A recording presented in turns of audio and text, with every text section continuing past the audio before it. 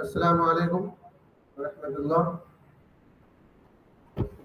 मैं doctor Mohammad Masroor Hasan Qasmi, department of इल्मुल अदविया, आपके सामने प्रेजेंटेशन लेके हाजिर हूँ। ये बड़ी खुशकिस्मती की बात है कि आज मैं दोबारा से जो है सिनॉप्सिस की प्रेजेंटेशन लेके हाजिर हूँ। ये मेरे लिए भी बहुत फायदेमंद है और खुशकिस्मती की हद ये है कि मेरे सामने हमारे गाइड हैं, और खुशकिस्मती और ये भी है कि जो आने वाले लोग हैं, जो डिपार्टमेंट ऑफ इल्मुल अदविया में जब हम लोग आए थे तो उस वक्त में चीज़ें समझने को नहीं थी, जानने को नहीं थी, बहुत मेहनत करने की जरूरत पड़ी थी। आज आपके सामने सिनॉप्सिस कैसे बना है और चीज़ें कैसी हैं और कैसे प्रोसीजर उसका हो रहा है, वो सारी चीज़ें सिनॉप्सिस में अभी तक आई हैं और इसमें भी इंशाल्लाह आएंगी।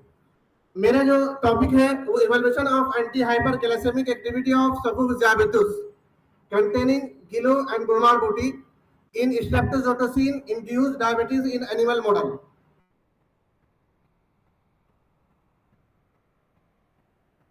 इससे पहले कि बात को आगे बढ़ाई जाए, पहले नीड ऑफ स्टडी के जुमरे में इंट्रोडक्शन को जानते हैं कि डायबिटीज के बारे में कुछ हम लोग ब्रीफली जानेंगे। Diabetes mellitus is a major health problem, जबकि आज के दौर में हम लोग जान रहे हैं, सभी लोग हम लोग जान रहे हैं कि डायबिटीज एक बहुत ही गैर मुतअद्दी अमराज में खतरनाक मर्ज है। डायबिटीज एक गैर मुतअद्दी मर्ज है। इसकी जो तारीफ की गई है एक मेटाबॉलिक डिसऑर्डर है, जो इसकी मल्टीपल एटियोलॉजी है। हाइपर इसमें जो है कार्बोहाइड्रेट, प्रोटीन, फैट और के मेटाबॉलिज्म में दिक्कत आ जाती है। इसकी वजह से हाइपरग्लाइसीमिया हो जाता है। ये आज के दौर में जो है एक वर्ल्ड वाइड हेल्थ प्रॉब्लम है, जो बहुत सारे लोगों को अपने चुंगल में ले रहा है। बस हम लोग जानेंगे कि यूनानी कॉन्सेप्ट इसका क्या है। वर्ड डायबिटीज ये एक यूनानी वर्ड है, ग्रीक वर्ड है, डायबेनो से बना है, जिसके माने है पासिंग थ्रो और रन थ्रो और सिफोन। मतलब यह है कि जो है कुछ लिया और फौरन निकल गया, यानी यह है कि जैसे पानी पीते थे और जो है निकल, यानी जो है पेशाब के जरिए से वो निकल जाता था, जिसकी वजह से जो है इसको डायबेनो के नाम से जाना गया, इसलिए डायबिटीज को रखा गया नाम। इसमें जो है क्या होता है कि बहुत ज्यादा इसमें पेशाब आता है। पेशाब में जो है शुगर का प्रेजेंस होता है, यानी वो शुगर होता है उसमें। इसमें भूख बढ़ जाती है और बॉडी वेट जो है इसमें घट जाती है।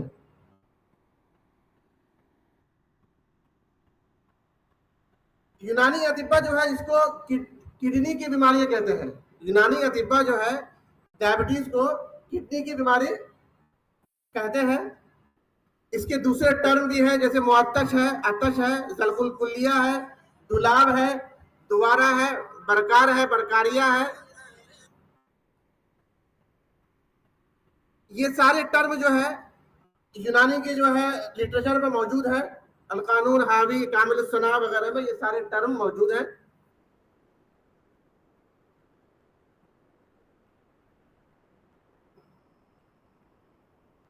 सुकरात ने इसको जो है बहुत ज्यादा पेशाब जब आता है, इसके सुकरात ने उसको इस जुमरे में बयान किया है। गैलन ने भी इसका जिक्र किया है, इब्न सीना ने भी इसका जिक्र किया है, और जायनूस ने भी इसका जिक्र किया है, इसको अपनी किताबों में जिक्र किया है। यूनानी सिस्टम में कुआ एक कॉन्सेप्ट है जिसकी 3 किस्में हैं, कुआ तबिया, कुआ नफ्सानिया, कुआ हैवानिया। ये जैसा कि अभी हम लोग शुरू में जाने कि ये एक मेटाबॉलिक डिसऑर्डर है। तो मेटाबॉलिज्म जिसमें होता है, कुल्लियात नफीसीन में कुल्लियात अल्लामा नफीस ने लिखा है कि जिसमें हर वक्त दोनों फसाद होता रहता है, कैटाबॉलिज्म, एनाबॉलिज्म, जिसके नतीजे में मेटाबॉलिज्म होता है। तो इसको हम लोग उससे कोरिलेट करते हुए कुव्वत तबइया जो है इसकी 2 किस्में हैं, कुव्वत शख्सिया, कुव्वत तनासुलिया। और कुव्वत शख्सिया की 2 किस्में हैं, कुव्वत गाजिया, कुव्वत नामिया।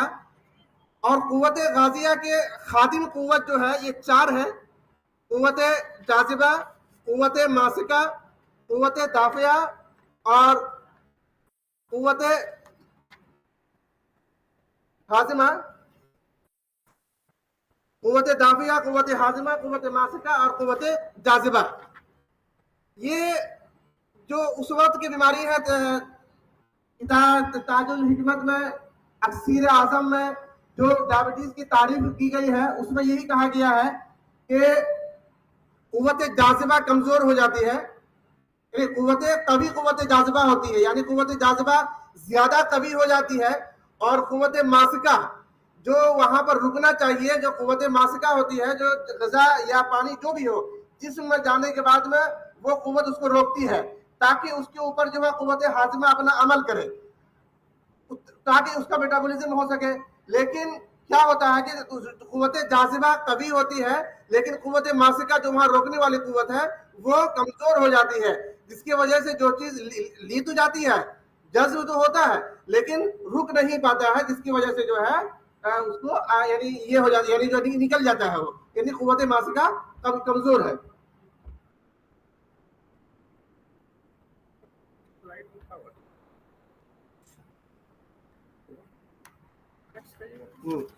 कुव्वत तबिया जो है, जिसके बारे में अभी बात हुई कि जिसमें कुव्वत जाजिबा, कुव्वत मासिका, कुव्वत दाफिया, कुव्वत हाजिमा होती है, तो ये कुव्वत तबिया जो है रिस्पॉन्सिबल है इंजेक्शन, डाइजेशन और एब्जॉर्प्शन और ट्रांसफॉर्मेशन, यानी मेटाबॉलिज्म का जो होता है।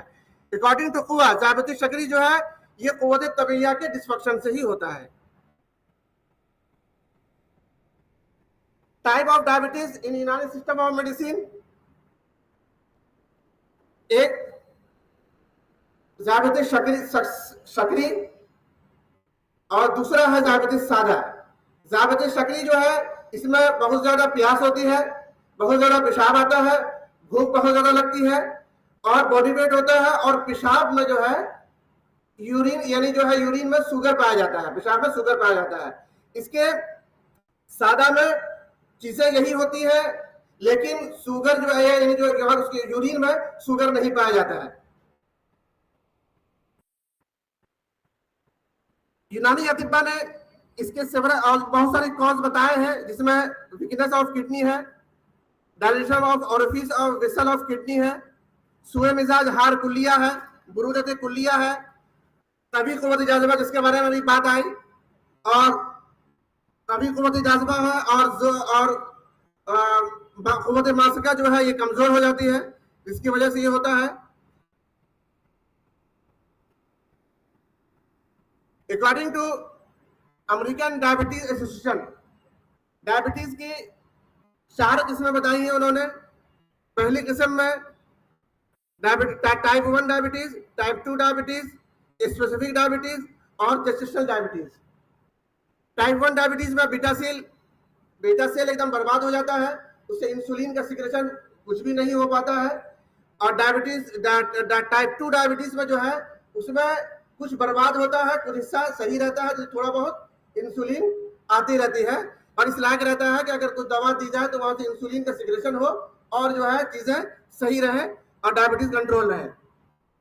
और तीसरी चीज है स्पेसिफिक डायबिटीज, जो कुछ दवाओं की वजह से होती है या बच्चों को होता है, मोनोजेनिक डायबिटीज इसमें आती है। चौथी है जेस्टेशनल डायबिटीज, जो कि प्रेगनेंसी के 3rd ट्राइमेस्टर में जो है ये प्रेग्नेंट लेडी को होता है। इसका प्रिवेलेंस क्या है, यानी जो है कितनी खतरनाक मर्ज है, ये देखने वाली बात इसमें यह है कि ये ग्लोबल इमरजेंसी है, हेल्थ इमरजेंसी है ये 21st सेंचुरी का। ये according to International Diabetes Federation 2019 का एक डाटा है कि 643 मिलियन पीपल जो है 2019 में इससे इफेक्टेड थे, और उनका अंदाजा यह है कि 578 मिलियन पीपल 2030 तक जो है इससे इफेक्टेड हो जाएंगे। 2019 तक जो है इसका डाटा ये है कि 463 मिलियन लोग जो है इससे इफेक्टेड है, और 578 मिलियन का एस्टिमेट है, यानी जो उनका अंदाजा है कि वो 2030 तक इससे इफेक्टेड हो जाएंगे। यानी ये इन सारे डायबिटीज में जो है एक खास बात यह है कि 2/3 लोग जो है अर्बन एरियाज के हैं। 2/3 people with diabetes live in urban areas. 4 billion people जो है जो 20 से 79 साल के हैं, वो लोग इससे इफेक्टेड हैं। और इंडिया में एक साउथ एशिया में का डाटा है कि 88 मिलियन लोग जो है उससे इफेक्टेड है, लेकिन उस 88 मिलियन में साउथ एशिया में सिर्फ इंडिया में 77 मिलियन पीपल जो है इससे इफेक्टेड है। साउथ एशिया रीजन में 88 मिलियन पीपल जो है इससे इफेक्टेड है और 77 मिलियन पीपल जो है सिर्फ इंडिया के हैं जो इससे इफेक्टेड है, और 2% जो है इंडिया में इसी से होती है। इसीलिए इसको जो है डायबिटिक कैपिटल कहा गया है दुनिया में, हिंदुस्तान को।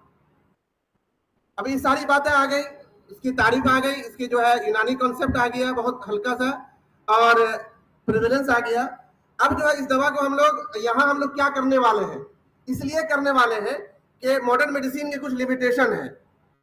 मैनेजमेंट ऑफ डायबिटीज अभी तक ये एक चैलेंज बना हुआ है, अभी तक ये कंट्रोल नहीं है कहीं से भी, चाहे मॉडर्न में इसकी दवाएं आई हो या आयुर्वेदिक में, यूनानी में, किसी भी पैथी में अभी तक आई हुई हो, अभी तक जो है दवाएं सिर्फ इसको कंट्रोल करने की आई है, मुकम्मल तरीके से इसको ठीक करने के लिए नहीं है। और मेरा भी दावा नहीं है कि मैं इसको ठीक कर दूंगा, लेकिन ये है कि मैं भी उसी रिसर्च के उसी लाइन में हूं ताकि आगे चल के कोई ऐसी दवा सामने आए जिससे कि डायबिटीज पूरी तरीके से कंट्रोल हो जाए। उसी कोशिश में कि अभी तक एक चैलेंज बना हुआ है, कोई भी थेरेपी जो है, no effective therapy still available in current diabetes mellitus. The existing drug for the treatment of diabetes mellitus does not satisfy the needs completely।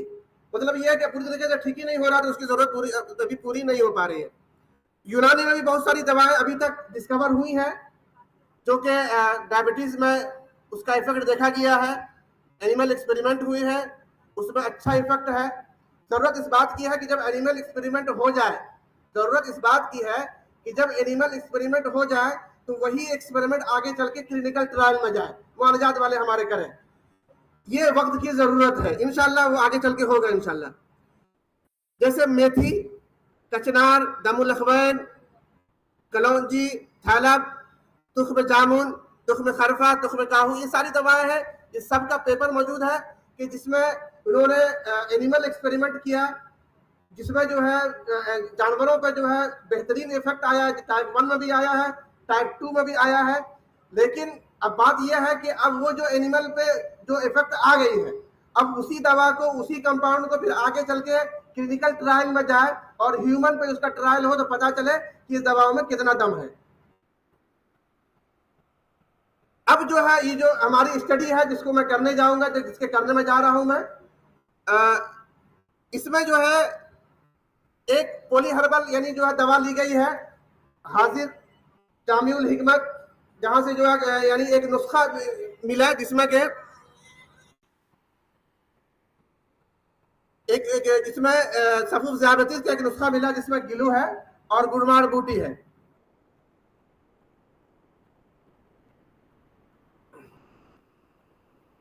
ये इसमें गुड़मार बूटी है, इसका मिजाज जो है गरम खुश्क है, दूसरे दर्जे में गुड़मार बूटी का गरम खुश्क है दूसरे दर्जे में। इसके एक्शन में हाजिम है, दाफे जुजाम है, मुखरज बलगम है, मुहल्लिल औराम है, दाफे सिमियात है। गुड़मार बूटी की बात जो है लिखी गई है मुख्तलिफ मुफरजात, जिसमें आप लोगों ने भी पढ़ी होगी कि ये मार्गुज़िदा के लिए सांप काटने वालों को जो है ये पिलाए यानी जो है ये दी जाती है, उसमें काफी फायदेमंद है। इसमें एंटीडोट के तौर पर काम करती है। ये नाफे ज़ियाबतीस है, कातिल करम शिकम है। इसी नाफे ज़ियाबतीस और बाकी और जगह पेपर पे यानी जो है देखा गया जिसमें डायबिटीज का इफेक्ट है। तो इसका इस्तेमाल क्या किसमें है, सिमियात अफ्यून में। अफ्यून का अगर किसी को यानी जो है सिमी हो गया है, यानी जो है ओपियम टॉक्सिसिटी हो गई है, उसमें इसका इस्तेमाल है। डायबिटीज शकरी में इसका इस्तेमाल है, जुजाम में इसका इस्तेमाल है। इसमें क्या चीज ऐसी पाई जा रही है कि जैसे केमिकल कॉन्स्टिट्यूएंट इसमें क्या है कि जो कि डायबिटीज पर इसका असर कर रही है वो किस तरीके से कर रही है। इसमें अभी देख लेते हैं, यहाँ जिम्नीमा सिल्वेस्टर है जो इसका जीनो सिल्वेस्टर में टाइटरपीन, सपोनिन और ओलेनिन डेमेरिन पाई जाती है इसमें, और रेसिन भी है, एल्बुमिन भी है, कार्बोहाइड्रेट भी है, टेट्रिक एसिड भी है, फॉर्मिक एसिड भी है, अल्कोलाइड्स भी है। अब इसमें डायबिटीज में कौन सी चीज काम कर रही है और कैसे कर रही है, वो इसमें देखेंगे हम लोग कि जिम्निमा सिल्वेस्टर में जिम्निमिक एसिड है जो हाइपोग्लाइसेमिक इफेक्ट रखती है। ये कैसे रखती है? ये आइसोलेट सेल को, यानी पेनक्रियाज के आइसोलेट सेल को जो है रीजनरेट करती है, जो बर्बाद हो जाती है उसको वो रीजनरेट करती है। ये इंसुलिन के सिक्रेशन को ये बढ़ाती है। It cause inhibition of glucose absorption. अच्छा, जब ग्लूकोज का एब्जॉर्प्शन को भी ये रोकती है, यानी ग्लूकोज जो किया उसका एब्जॉर्ब नहीं होगा तो शुगर कंट्रोल रहेगा। It increase utilization of glucose as it increase activity of enzyme responsible for utilization of glucose by insulin dependent pathway। इन सारी तरीकों से जो है जिम्निमा सिल्वेस्टर यानी गुडमार्ट बॉडी इफेक्ट रखती है डायबिटीज के ऊपर। अब दूसरी दवा जो है मेरी वो गिलो है। इसका मिजाज जो है गर्म खुश्क है पहले दर्जे में, तर भी है पहले दर्जे में, और हकीम शरीफ खां के मुताबिक जो है ये मुरक्कबुल कवा है, और अतिब्बा हिंद के मुताबिक जो है इसका मिजाज सर्द खुश्क है। ये सारी मिजाज जो है ये आपको खजाइनुल अदविया में मौजूद है। मैंने सबको यहाँ पर इकट्ठा कर दिया है, फिर बाद में इसमें देखेंगे कि इसको किस तरीके से आगे काम करना है। अब इसलिए ये कैसे काम करता है, ये अच्छा इसका एक्शन ये है, दाफे अलम है, ये जानते हैं आप लोग, दाफे हुम्मा है, मुहल्लिल औराम भी है, ये माने नौबत यानी जो है, अच्छा दाफे हुम्मा एजामी एंटी मलेरियल भी है ये गिलो, मुद्रे बॉल है, दाफे तशन्नुज है। इसका इस्तेमाल जो है जोफे हजम में होता है, बुखार में होता है, इरकान में होता है, जुजाम में इसका इस्तेमाल है, सुजाक में इसका इस्तेमाल है, और डायबिटीज में भी इसका इस्तेमाल है। ये इसके जो फाइटोकॉन्स्टिट्यूएंट है अल्कलाइड है, अल्कलाइड में टेनिन है, कार्डिक ग्लाइकोसाइड है, फ्लेवोनाइड है, सेपोनिन्स है, स्टेरॉइड है, और the isoquinoline alkaloid rich fraction from stem including palmatine and magnoflorine. यही जो है इसमें देखा गया है ये इंसुलिन मिमिकिंग काम करता है, इंसुलिन की तरह ये काम करता है। ये पाल्मेटीन एंड मैग्नोफ्लोरिन, ये विट्रो स्टडी और विवो स्टडी में जो है ये देखा गया है कि एज ए इंसुलिन मिमिकिंग इसका काम है, जिसकी वजह से ये डायबिटीज पर इसका इस्तेमाल है।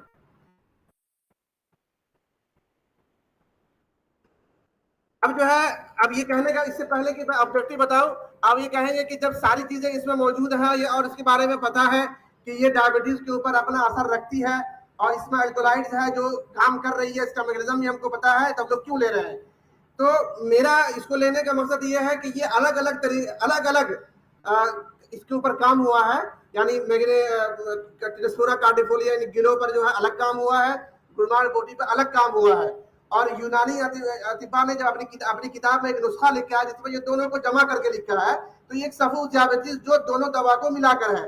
मेरी जो स्टडी है वो दोनों दवा को मिलाकर है कि अगर दोनों में अलग अलग इस तरीके से ये इसका काम है डायबिटीज के ऊपर, तो क्यों ना हम देखें कि अगर दोनों का अगर हम मिला दिया जाए, सफू बन जाए, और फिर उसका यानी जो एनिमल ट्रायल करें तो उसका इफेक्ट कैसा है, क्या इससे बेहतर है। मेरा ऑब्जेक्टिव यही है, साफ है कि मुझको एक दवा ऐसी बनानी है जो सेफ हो, इकोनॉमिकल हो, ताकि जो है डायबिटीज की दुनिया में कुछ बेहतर हो। मटेरियल मेथड, तो इसमें साफ बात है कि जो है जो भी डाटा होगा वो मैंने इसमें गवर्नमेंट तिब्बी कॉलेज में लिखा है। अब इसका जिससे भी एएमयू साइन हुआ होगा, जैसे साइन हो चुका है वेटरनरी कॉलेज से, तो वहां से हमें मिलेगा। मेथड ऑफ कलेक्शन डाटा, पहले तो हम लोग दोनों दवाओं को जो है मार्केट से लेंगे, मार्केट से लेने के बाद में इसको फार्माकोगनोसिस से जो है इसके बारे में जांच कराएंगे कि क्या ये दवा वही है जो हम लोग बता रहे हैं कि ये गिलो और गुडमार्ट बॉडी है। उसके बाद में इसको सुखाएंगे, साफ करेंगे, सुखाएंगे और इसको पाउडर बनाएंगे ग्राइंडर के मदद से।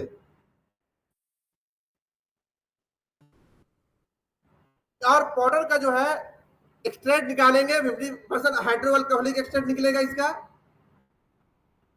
और इसमें जो है मेरी स्टडी जो है 3 तरीके से है, 3 ग्रुप है, ऐसा है जो टेस्ट ग्रुप 3 है। उसमें एक हाइड्रोअल्कोहलिक है, एक जो है aqueous एक्सट्रैक्ट है और एक जो है सफूफ है। तीनों तरीके से मैं देखना चाह रहा हूं कि क्या तीनों तरीके से क्या क्या क्या अलग अलग इफेक्ट है और कौन सा मेरा जो है टेस्ट ड्रग जो है ज्यादा इफेक्टिव है। हाइड्रोअल्कोहलिक बहुत सारे पेपर्स में हाइड्रोअल्कोहलिक को जो हाइड्रोअल्कोहलिक एक्सट्रैक्ट है ग्लो का भी है, सिल्वेस्टर का भी है और बहुत सारे इसमें जो है हाइड्रोअल्कोहलिक भी है। इससे पहले कि मैं आगे बात करूं, ये इल्मुल अदविया की तरफ से जो है ये चीजें पेश की जा रही है। आप लोग जो है बेहतरीन तरीके से जो है इसका मजा लीजिए और इंशाल्लाह जो है दुआ कीजिए कि अदविया और भी तरीके से फले फूले बेहतर। हाँ, आगे मैं अपनी बात की तरफ ये अपना उसका एंजॉय भी करते रहिए और थोड़ा सा बात भी सुनते रहिए कि ये स्टडी जो है ये रेड एल्बिनो रेड पे होगा, विस्टर रेड पे, विस्टर स्ट्रेन जो कि 150 से 200 ग्राम का होगा। जो रेड होगा वो 150 से 200 ग्राम का होगा और 2 से 3 महीना ही पुराना होना चाहिए, यानी ओल्ड होना चाहिए। और ये एनिमल कहाँ से हासिल होंगी, तो जिसके बारे में अभी बताया गया कि वेटनरी कॉलेज से जो है इसका एमयू साइन हो चुका है। इंशाल्लाह वही इसका यानी जो है वहीं के एनिमल हाउस में जो है ये होगा। अब जो है एनिमल को जो है हम लोग एनिमल हाउस में लेंगे और उसको पानी और उसका जो खाना है एक नॉर्मल इन्वायरमेंट में जो है, जो इसके लिए इन्वायरमेंट सूटेबल होता है जानवर के लिए, एनिमल के लिए, एल्बिनो रैट के लिए, विस्टर रैट के लिए, वो हम वहाँ उस इन्वायरमेंट में उसको खाना पानी देंगे। उसके बाद में ड्रग जो है हमारी जो जो ये जो अडल्ट डोज है, जो इंसान ह्यूमन डोज है वो 3 ग्राम 6 ग्राम है। उसको हम लोग कैलकुलेट करेंगे। जो कन्वर्जन जो फेरिच एट ऑल ने जो है का कन्वर्जन फैक्टर जो पेश किया है 7 के हिसाब से कन्वर्जन फैक्टर है, उसके हिसाब से कन्वर्ट करेंगे डोज को और उसके बाद में जानवरों को यानी एनिमल्स को जो है ये डोज हम देंगे। ये सॉक्सलेट अपरेटस है, इसमें जो हम लोग एक्सट्रैक्ट तैयार करेंगे।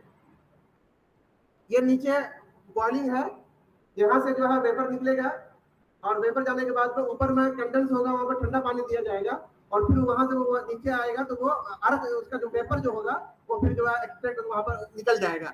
तो ये सॉक्सलेट बताना जरूरी था कि ये डिपार्टमेंट अदविया के अलावा भी 2 लोग हैं, वो लोग भी थोड़ा सा देखेंगे, थोड़ा सा बेहतर लगेगा।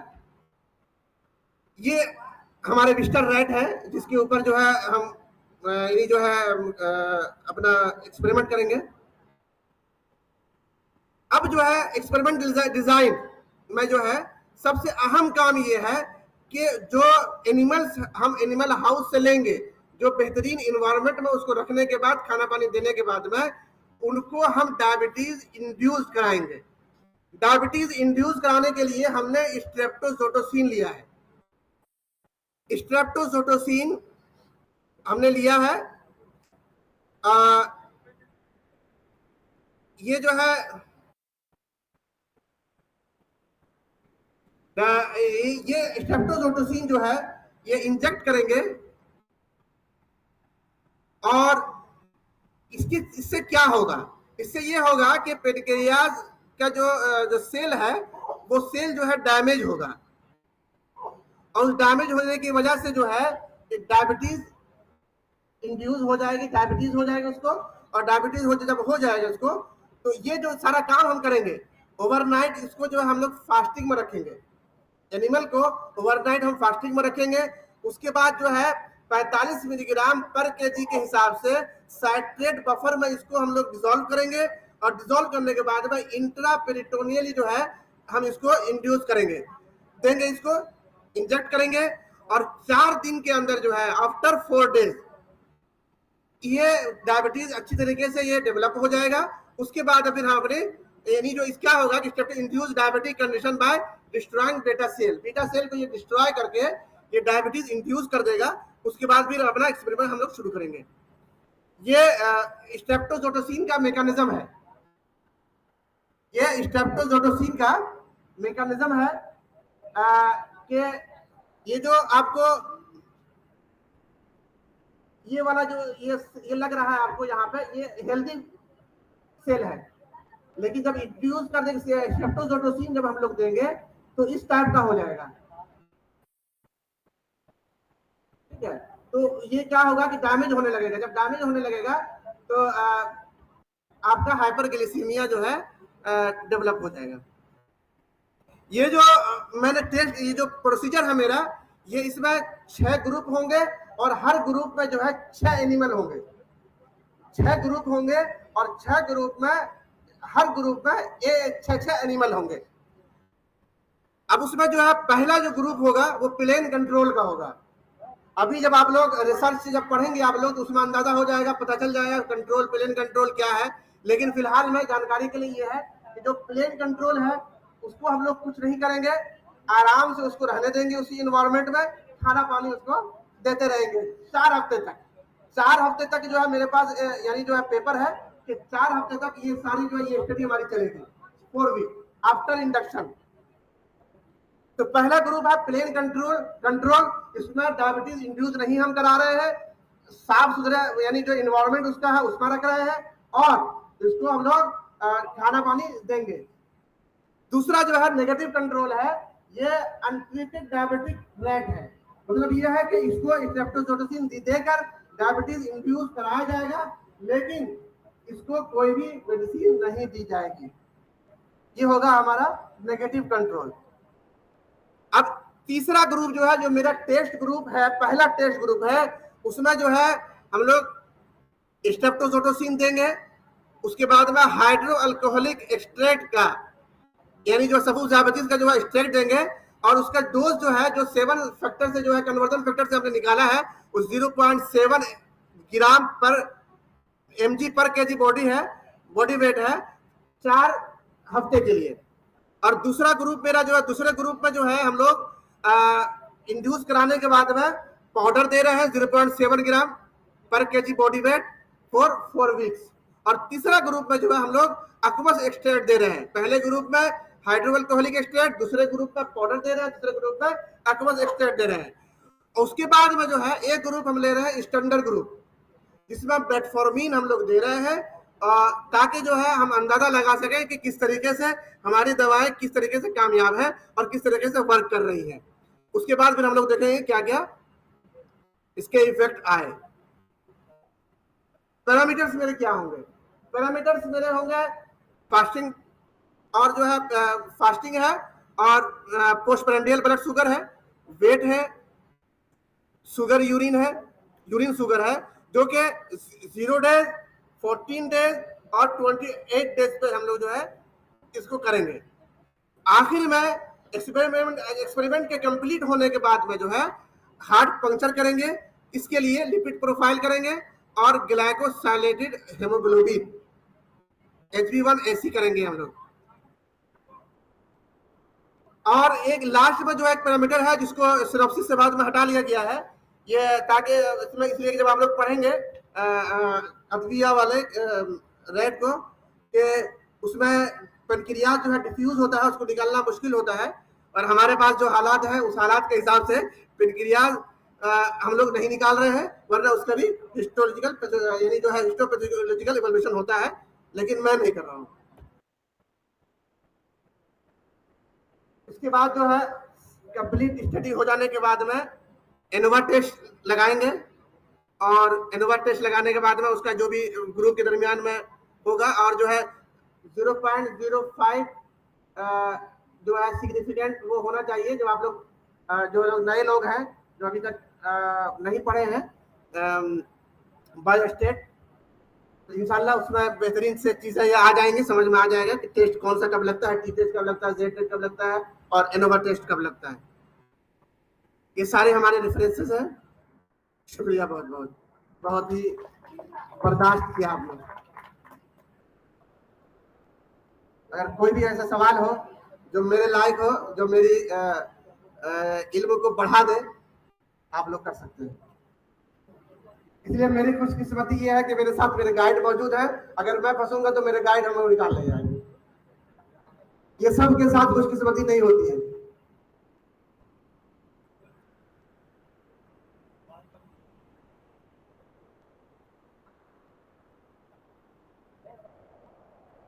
अदविया वाले जो है वो आप लोग पूछिए, जो नहीं आता होगा पूछ के बताएंगे।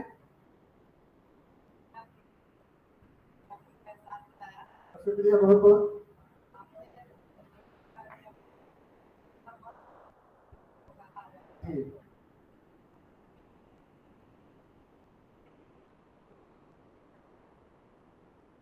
हमने कहा है तो इसको तरह से एक बार इसको डिटेल्स का एक्सप्लेनेशन देने की कोशिश करें। किडनी की बीमारियां इसको उस वक्त कही गई जब इसके बारे में बहुत सारी जानकारियां नहीं थी।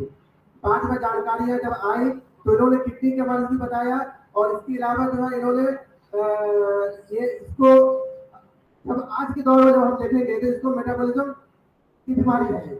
और तब के अतिपा ने भी जो है मेटाबॉलिज्म के बारे में बात की है कि जिसमें तगय्युरात होती है और तगय्युरात के नतीजे में जो है चीजें होती है। तो मेटाबॉलिज्म डिसऑर्डर है ये हम जान रहे हैं, और ये पहले भी था, लेकिन पहले चीजें वाज़ेह नहीं थी, जिसकी बिना पर जो है कह दिया गया था कि ये किडनी की बीमारियां है। लेकिन किडनी की नई बीमारी है, बाद में इसके बारे में जब इसकी हिस्ट्री बैकग्राउंड में जब हम लोग जाएंगे तो बाद के दिनों में अब बाद की अतिपाओं ने इसको भी बताया कि ये मेटाबॉलिज्म और ये इस्तेहाला की बीमारियां हैं, और इसकी वजह से जो है ये बीमारी होती है।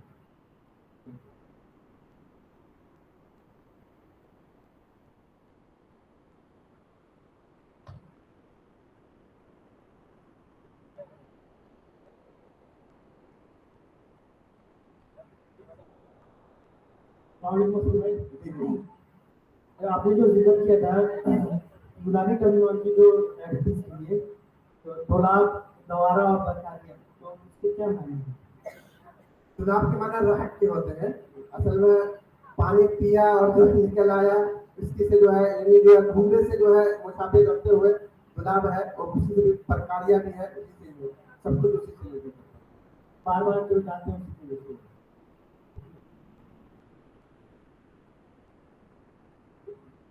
अदविया वाले जो है वो जरा आगे रखें।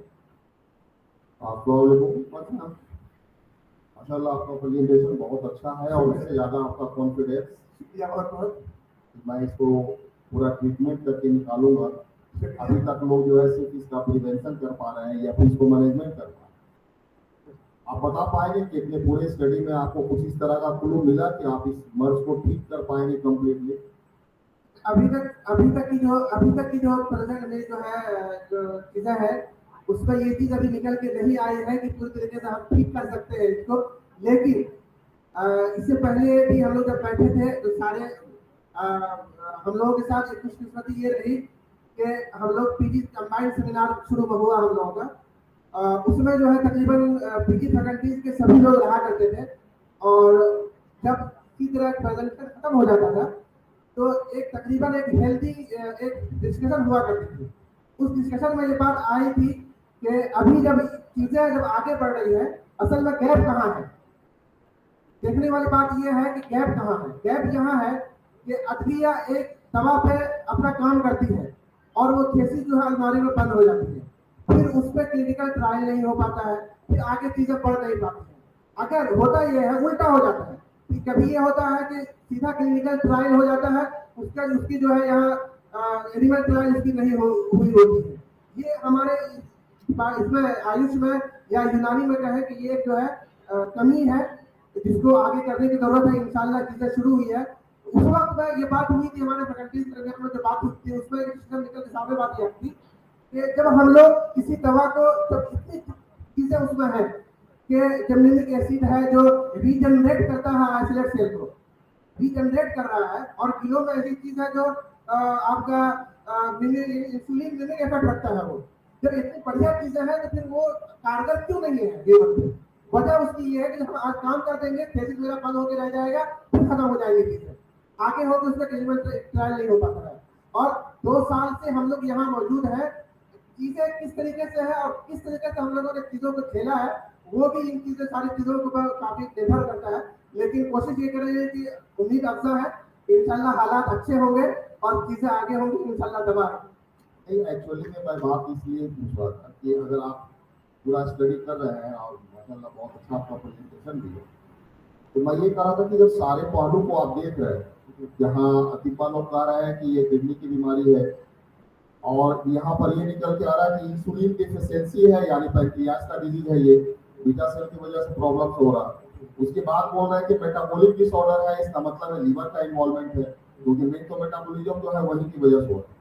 तो ये बहुत सारी चीजें आ रही है। तो आपको किस तरफ से ज्यादा उम्मीद दिख रही है कि अगर इस तरफ हम अपना काम करें तो ज्यादा हमारा सक्सेस यहाँ पर हो पाएगा? क्या इस तरह के कोई भी ऐसे कंपोनेंट है जो पर्टिकुलर हम लोग बात करें कि हाँ ये एंटी डायबिटिक या फिर डायबिटिक कंडीशन को कम्प्लीटली इसको क्योर कर सकती है? जैसे अभी आप देखिए, आपने इसमें जो है डाइट का कहीं पर कोई ये जिक्र नहीं किया, जबकि अभी सभी लोग डाइट पे ही बात कर रहे हैं, और उसमें भी खास तौर से जो ग्लाइसेमिक इंडेक्स है, और ग्लाइसेमिक इंडेक्स के बेसिस पे कि लो ग्लाइसेमिक इंडेक्स या हाई ग्लाइसेमिक इंडेक्स का जो डाइट लिया जाएगा, और वो उसमें फाइबर कंटेंट कितना है और फाइबर कंटेंट का डायबिटिक में क्या उसमें रोल है, ये सब कहीं आपने जिक्र नहीं किया। इसका मतलब ये है कि आपका क्योंकि टोटल फोकस जो है वो गुणमार और इस पे दोनों पे है, तो उसमें जो कंपोनेंट है जो काम कर रहे हैं वहां पे खास तौर से रिजेनरेशन ऑफ आइलेट सेल या बीटा सेल है, या फिर एब्जॉर्प्शन ऑफ ब्लड ग्लूकोज को वहां पर एनहांस कर रहा है। तो इसमें कई तरह की चीजें आ रही है, लेकिन आपको एक पर्टिकुलर जो डायरेक्शन है उसमें आप किधर सोचना ज्यादा अच्छा बेहतर समझते हैं अपने स्टडी के बेसिस पे? देखिए, असल में चीजें जो आपने कही है वो असल में क्या है कि मेरी जो ये प्रेजेंटेशन जो है सिर्फ मेरी स्टडी बेस्ड है, सिनॉप्सिस है, स्टडी बेस्ड है। और स्टडी बेस्ड होने की वजह से मैंने इसके प्रिवेंशन पे बात नहीं की है। इसकी प्रिवेंशन पे बात जो है, अगर स्टडी कर रहे होंगे आपके पीएसएम में तो वो इसकी प्रिवेंशन के ऊपर बात करेंगे, लेकिन इसका जो है प्रिवेंशन, इसका पहला इसका जो ये है इसकी सीढ़ी है, इसके इलाज में भी और इसके बचाव में भी ये जो है आपको किस तरीके से परहेज करने हैं, कैसे डाइट इस्तेमाल करनी है, ये अपनी जगह पर है। मैं अपने हिस्से का काम कर रहा हूँ। यूनानी में जो लोग हैं, बहुत ही अफसोस के साथ ये कहना पड़ता है, लोग अपने अपने हिस्से का काम नहीं करते हैं। अगर लोग अपने अपने हिस्से का काम करेंगे तो इंशाल्लाह हम लोग मंजिल मकसूद तक जरूर पहुंचेंगे। मेरा हिस्सा का काम ये था कि मैं डिपार्टमेंट ऑफ अदविया की जिम्मेदारी लेते हुए मैं डायबिटीज के दवा के ऊपर काम करूं, और प्रिवेंशन के ऊपर इंशाल्लाह पीएसएम वाले बात करेंगे। और इंशाल्लाह मेरा काम ये है कि जब ये काम हो जाए, जब ना बच सके कहीं से, तो मैं जनरेशन ऑफ आइसोलेट करके जनरेट करवा के और जो है इनहेंस करके दवा यानी जो इसकी इलाज करने की कोशिश की जाए। शुक्रिया। जनरेशन के लिए कौन कौन सी दवा आप यूज करना चाहेंगे इसके, और कोई है आपके पास? दवा बहुत सारी है, जो मेरी स्टडी में है वो अभी किलो है, जो यानी और जिम्नामा सिल्वेस्टर है, एक इनहेंस करती है और रीजनरेट करती है, बाकी चीजें इंशाल्लाह बेहतर वसीम फौजान साहब को करेंगे।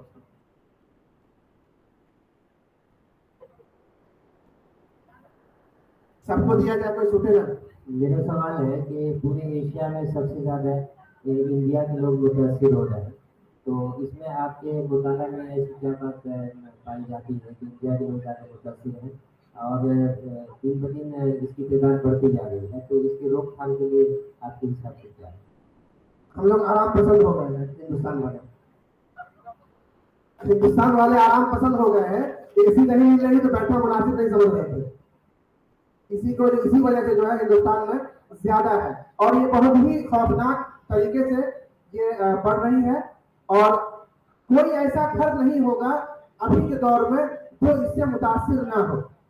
एक हेरिडिटी हो जाती है, 1 से 30 साल के बाद हम लोग डायबिटीज में हम लोग वर्क करके आए हैं। यानी जो है काउंसिल की जो है एक प्रोजेक्ट थी NPCDCS, उसमें जो है हम लोग रोज बैठते थे और रोज हम लोग देखते थे कि ऐसे ऐसे लोग आ रहे हैं जिनके खानदान में कभी डायबिटीज नहीं है, और उनको डायबिटीज, उनको नहीं पता डायबिटीज हमको हो चुकी है। और अच्छा, वो ऐसा भी नहीं कि आराम पसंद आदमी है, बहुत वो खेत में काम करने वाला है, किसान है, लेकिन फिर भी जो है वो डायबिटीज से मुतासिर है। वजह उसकी आज के दौर में अगर देखा जाए, हम लोग सब मिल के जब बैठेंगे और बात करेंगे और मेहनत करेंगे तो शायद हमको ये लगे कि जो हमारा खान पान है उसके असरात है, हमारे खान पान के जो तरीके हैं, यानी जो है सभी जो उगाने के जो तरीके आजकल राइज हो गए, हो सकता है वो केमिकल्स वगैरह, वो इसकी जिम्मेदार है। खेत में काम करने वाले जब उनका पैर कट जाता है तो वो लोग आते हैं, जखम नहीं टुकड़ा होता है, तो जब उसको जांच करके पता चला कि डायबिटीज है, कुछ नहीं पता है, बहुत परेशान है, कई दिन से बुखार है, तबीयत ठीक नहीं लग रही है, और जब जो है हमारे पास आ रहे थे, हमारा काम ये था कि जो भी 30 साल से ऊपर होता था हम लोग उसको चार्ज कर देते, और ऐसा हो गया था 4 साल में कि हम लोग देख के बता देते थे कि भैया इसको पढ़े। तो चीजें ऐसी है कि आजकल बहुत है, किसान हो, बड़े घर से हो, गरीब घर से हो, अमीर हो, सबको जो है लेकिन यही है कि बचाव का जो तरीका है वो तरीका प्रिवेंशन वाले बताएंगे, पीएसएम वाले। उसमें सबसे पहला ये है कि खान पान और एक्सरसाइज वगैरह बहुत जरूरी है, आराम पसंद ना हो, इंशाल्लाह बेहतर है। शुक्रिया। बोलो बोलो।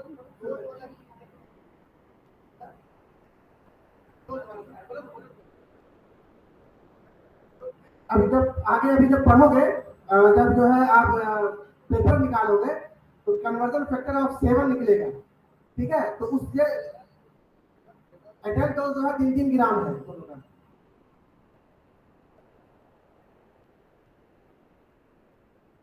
हाँ?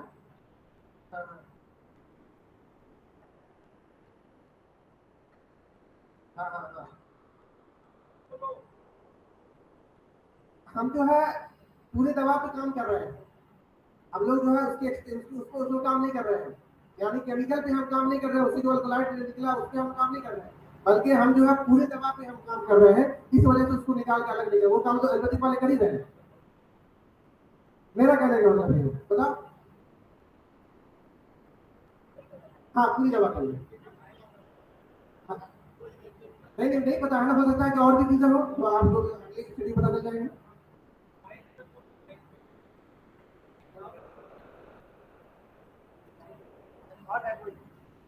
शुक्रिया।